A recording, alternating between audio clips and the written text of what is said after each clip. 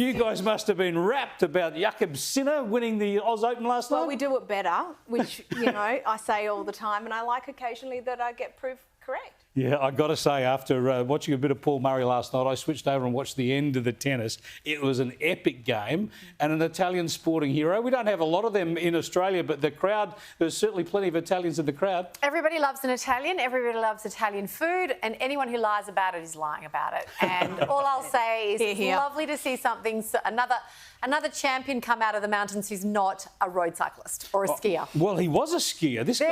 He was a national champion skier before he switched to tennis as a teenager. Let's have a look at some of his victory last night.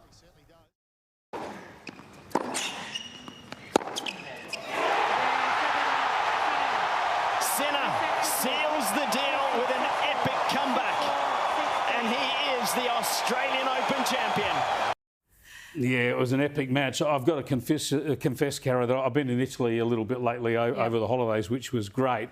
And I have a 12-year-old redhead. And a tour guide at one stage stopped us all and said, he's a dead-set ringer for Jannik Sinner. And I didn't know who he was. I've never heard of him. Went to Google him. So, yeah, they do look alike, but now the whole world knows who he is. The whole world does know who he is. And like your son, from that part of the country, they need a little more sunscreen than perhaps down in the I love it when the rangers are cool. Oh, I love it for my son that we have claim cool it while rangers. it lasts. Claim it, claim it. Now, someone else was at the tennis last night. He happens to be the Prime Minister of the country. We all know what's happened, but let's have a look at it again.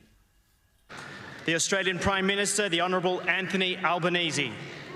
The Deputy Victorian Premier, the Honourable Ben Carroll. Thank you. Now, Gemma, now and then they get a ribbing, but that was next level. It was pretty good. It was pretty decent. And I know that people have said that it's a tradition to boo politicians, but it's not actually. It's actually not. I don't remember I mean, you could correct me if I'm wrong, but I don't remember Hawkeye being booed. We showed at the top of the show, Albo got applause there last year. I mean, it's not a mystery. I was just saying to someone before we came on air, I did my grocery shopping over the weekend and my eyes watered. It's unbelievable. It's true. The cost of living prices, this government it's like they don't know what to do. It's Australia feels like a rudderless ship. And I was on your show, Chris, when Mr Albanese was elected, and I said, and everyone will remember it, and I wrote it in my column, if he leads well, we'll all succeed. Sure. And unfortunately, you want them to succeed, don't you? But this is the thing, Cara. It's the broken promise, in my view. Clear cut. It's a breach of face. It's a finger in the face of Australians. But to do it when everybody is suffering a cost of living crisis just makes it worse.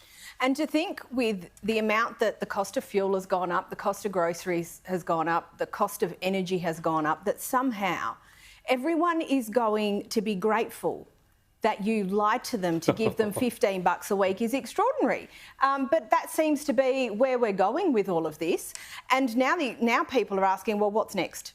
And that's a really fair question to be asked. We saw at Press Club, Albo was asked about negative gearing, and he wouldn't rule it out. Chalmers has been around today trying to wallpaper over that, but I don't think anyone believes Why would you trust them? And what is it after negative gearing? OK, it might not be negative gearing, but it'll be something else because those terrible rich people, it's not fair that they have the things that they have. Yeah, well said. Now, a couple of unconnected important things I need to get through.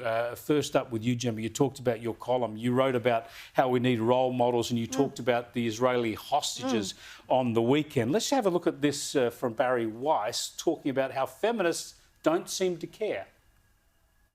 Whatever the reason, for anyone, especially for women, to remain silent or to downplay or to deny such atrocities is an assault not just on the victims, not just on their families, not just on Israelis, and not just on Jews.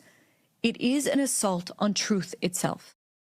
She's so right, isn't she? She's 100% right. One of the things that has struck me, to be honest, Chris, has been most distressing about this is the silence from the progressive left, and feminism is as corrupt as the UN, if not more, and the fact that there is this dividing line in the sand that says all victims deserve to be heard, not Jewish victims, not Israeli victims. And I say Israeli deliberately because Israel is a pluralistic society. Exactly. Yes, 80% of the population is Jewish, but Druze, Christian, Muslim, Arabic, all coexisting peacefully.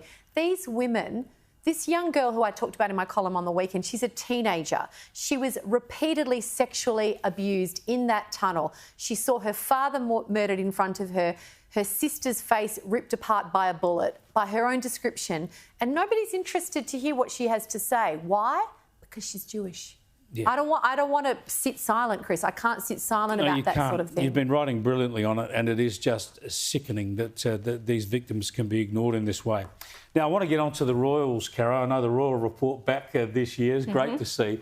But you don't find me sticking up for the Royals very often. Not often. But there's this columnist today saying that the Princess of Wales, Kate Middleton, who's in a hospital, we all know, having abdominal surgery. She's in there for over a week. It can't be something easy. She's demanding that she should be telling everybody what's wrong with her because it might be a signal to other women or whatever. I say butt out. The woman's entitled to her privacy. And look, what the princess ultimately decides to do, she may, at some time in the future, once she has recovered, decide that there is something that some advocacy around might be appropriate. While she's in hospital, while she's recovering, she's got young children.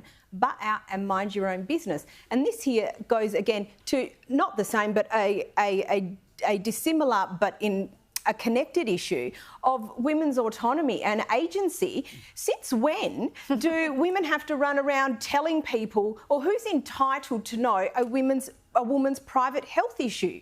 Yeah, I think it's just extraordinary. I mean, the Royals are, critical as I am of some aspects, but they do enough publicly without having to disclose a woman's personal health issues. Get off her case. Great to have you back in the chair for the year ahead, Caroline and Gemma. I look forward to it. Chris. Giddy up, Chris. Long footy season, hey? How long? Here we go. Collingwood are going to have a shocking year, I hope. Here we go.